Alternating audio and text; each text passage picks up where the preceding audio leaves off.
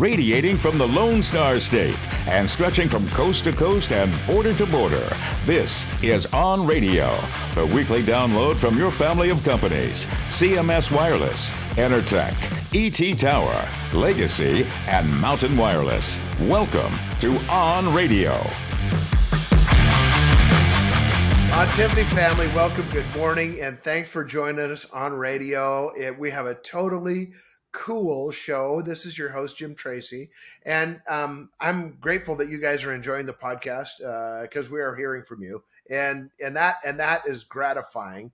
Last week was one of our biggest week ever. A whole bunch of you folks subscribed. We appreciate that. Hey, and if you get a chance, go online, give us a 5-star review. It's your way of saying you guys aren't as weird as we think you are. So it makes it really gratifying to do that. And today, I am so excited to do another one of our Growing Up Wireless podcasts because, folks, in our industry, it's a young industry. And so there's not very many people who actually started their career in wireless and are at mid-career or even especially late career in wireless.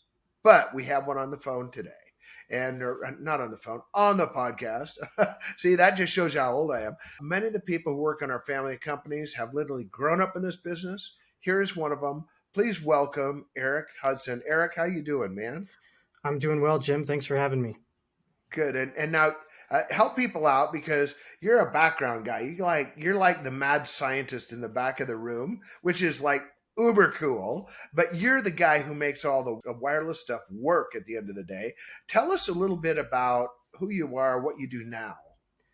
So, Jim, I'm with Mountain. Been with Mountain for about 7 years, and most of my focus has been on the RF engineering side. So everything from designing the networks that all of our member companies are building to turning them on, optimizing them, making sure they're working to the highest standards that the carriers demand. And then playing a lot of roles in fixing things when they break and just trying to help our customers out. So you are actually, when I think about it, you are a tab A slot B guy, aren't you? Like it's got to be plugged in right in order to work. Absolutely. There's a lot of discussion about high level stuff and background understanding, but it all comes down to the details. You don't get to get close. This isn't horseshoes. This isn't hand grenades. It's got to be precise. Right on. But you didn't get there like in 4 days. No, and this sir. is called Growing Up Wireless. So tell us, where did wireless start for you and what kind of time frame are we talking about? Well, you mentioned earlier that there are some of us who have started their careers in the industry. I've started my life in the industry. The stories go because they go actually back further than my memory. My family has a telecom company up in central Wyoming, and I grew up going to radio sites with my dad before I was old enough to remember it. So my earliest memories are probably 5 or 6 or 7, going to mountaintop sites and spending time playing around the generator propane tanks while my dad was doing whatever it was that he was fixing or turning up. And just from there, every step of the way, I know that you legacy guys are real big in the snow. So I grew up driving Bombardier Bombies up to mountain sites. Yeah, there you go. Yeah, that's really cool. Now, people don't know what a Bombi is, but it's kind of a 2-passenger snowcat-ish. Yeah, really the right tool for a small child to ride next to one person. It's not much bigger for 2 full-grown adults is already getting tight.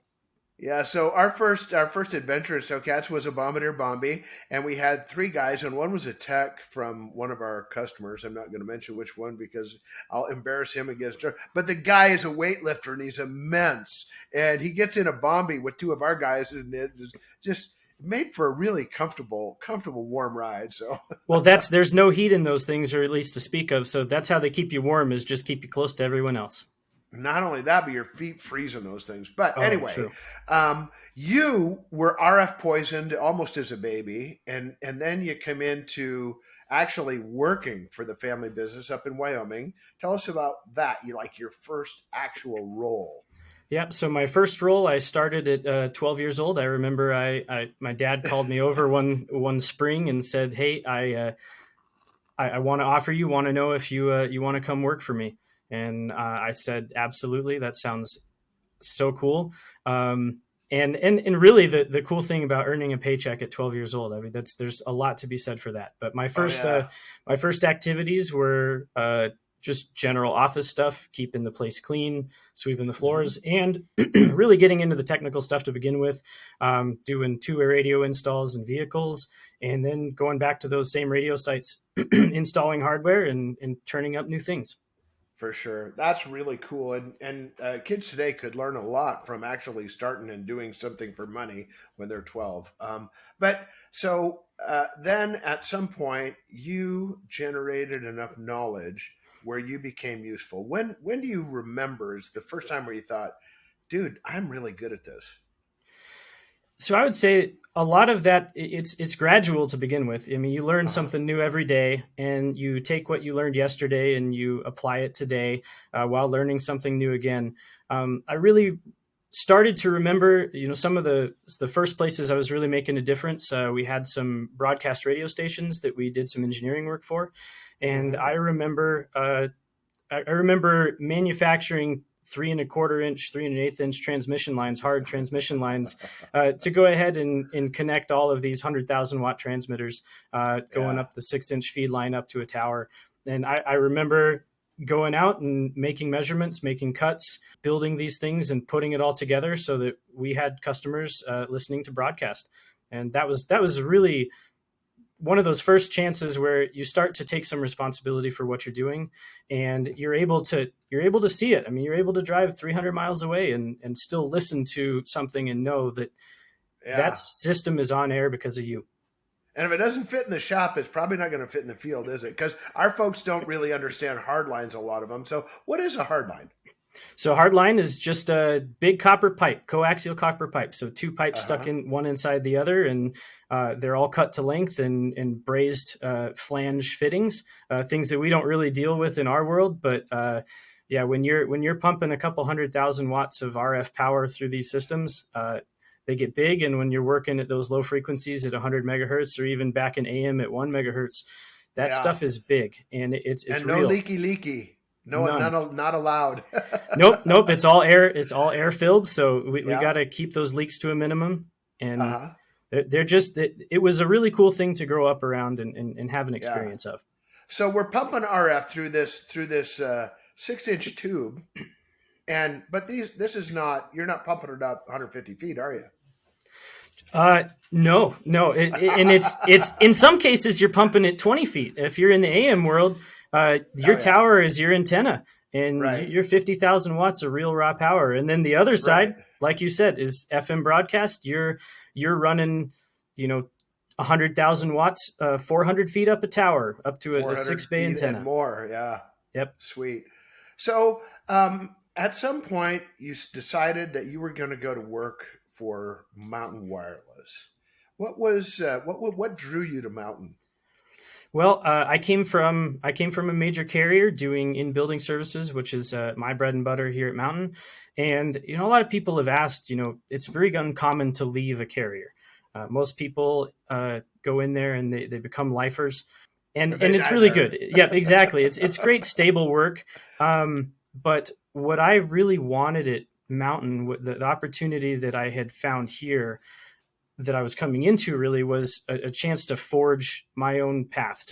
I knew what I liked to do, and Ryan knew the needs that the business had and that our customer had, and I knew that I could better serve the industry with my knowledge, really closer to the work, and really to have that kind of that flexibility and really the trust to do what I needed to do, and to make a customer relationship and to solve a problem. Sweet. That's really what Ontivity has always been about. All the companies are not only building, but continuing to build and enhancing the relationship between us and the client by making it not only it's got to work. I always tell people 80% of all 911 calls come from a mobile device. What we do is critically important, and I want our folks to know that. But that importance has changed over time. What technology changes have been like what name some of those technology changes just like jump off the page at you and go, wow, when we did this, it was huge. Yeah. So some of the biggest changes that we all know, the first change was moving to a cellular mobile network with first amps and then moving on to D-amps. That was just where you take that phone that's on your desk and now that phone's in your pocket. That was a big one. Yeah. I was pretty young for that, so I can only speak historically. The next big one for me is when we moved into LTE, when we moved into a native digital network. That was the biggest thing. And we live in the radio access network. That's a really impressive thing. And it's by virtue of the computing technology and the mathematics behind it for what works, what drives LTE.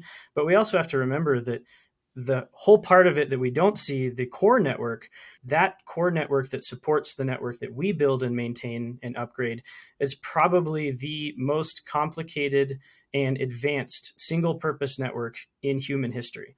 It's not like the internet, which is also immensely large and complex, but that's a general purpose network. The networks that we build they're owned by a single party, and they're really driven in a different direction.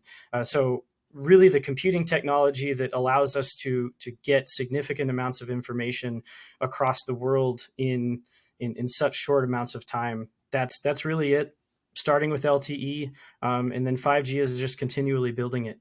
I think that we're in this position where we're not like that traditional trade where we can learn something as an apprentice, hone a craft as a journeyman, and then become a master and basically spend the latter portion of our existence, of our professional existence, just kind of continuing to do what we learned a long time ago.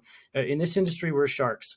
We have There's to no keep coasting moving. in wireless, is there? No, sir. What you learned yesterday will be a great foundation, but you're going to stop using it. You're going to have to learn something new, and it's coming fast.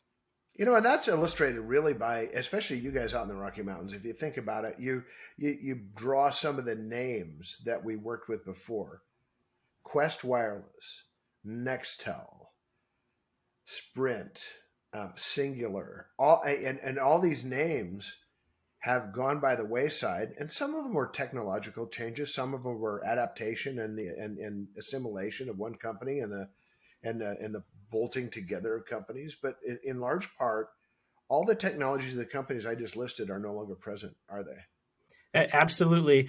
I've known some of the marketing that certain carriers may have put out that they have the newest network, mainly because they were the last to the table. There is no such thing as an old network. Every network is continually upgraded. All of the hardware that we work with, that we installed 2 years ago, we replaced last year, and we're going to replace it this year and next year. So everything is new. It's one of the excellent parts about this industry. It's so fast paced. It's so challenging. If you struggled with something, with understanding it, don't worry about it, because tomorrow you have a new struggle. Yeah, for sure. And so your experience is really important to the folks, because you're in a position now where you're in many ways, you are on the chessboard and you're controlling what people do and where people go and why they do what they do. And so tell us about your experience growing up wireless. Did you spend much time on the towers climbing steel? Yep, I started when my dad held me back, and I started climbing when I was 16. A lot of towers that we don't really see in our industry, pretty low capacity. It's all Roan 45 for those in the know, or Roan 25 if you're really lucky, and I've climbed plenty of those. But yeah, they don't move in the wind, do they? Not at all, and there's no wind in Wyoming, so it's not a problem. Exactly. Right. So I spent a number of years on towers. I did my time up there. You really get a good focus and a good perspective on the roots of the industry. But from there, I've moved on. I haven't climbed a tower in a long time, and that's okay. That's a young man's job. Yep. Well, I could at any time, but that's a young man's job, and I'm getting less young. And I wouldn't shy away from it. My dad probably still climb one today, and he's 70. So yeah. Well, I think that's really, a good thing for some of us younger folks to do is get out and climb a tower, show people we can still do it. So from there, you actually started running jobs then, didn't you? Oh yes. As soon as you start doing the jobs and you learn how to do something, then you start getting asked, all right, can you do more? And at that point in time, you're going to have to get used to that. You're going to have to start interfacing with the customers at a different level. And then you're going to start needing help. You can't do it all yourself. So it all plays a part. And so now we're in the position where, we're all growing as a company. Our customers' needs are continually growing. And in order to do that, we have to have more people to help. This is the end of our first segment. We want to encourage you to choose safety today. This is Jim, and I am out.